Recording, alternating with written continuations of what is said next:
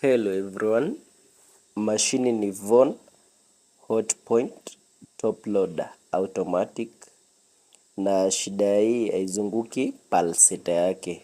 Unaona una struggle kuipush, so izunguki hata kidogo, and tuna suspect motor yake ndio iko na shida. So nataka kwanza niifungue hapa, tafungua hapa, kuna screw iko hapa hivi imefunguka.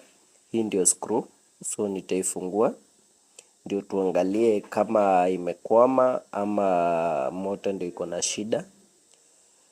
Then tutaangalia pia filter yake. Filter iko hapa, ni safi, ukiangalia ni safi, so ina uchafu na haiwezi zuia ati pulsator ikose kuzunguka. Na pia ukiangalia mashini yake, mashini ni safi, haijatumika for a long time.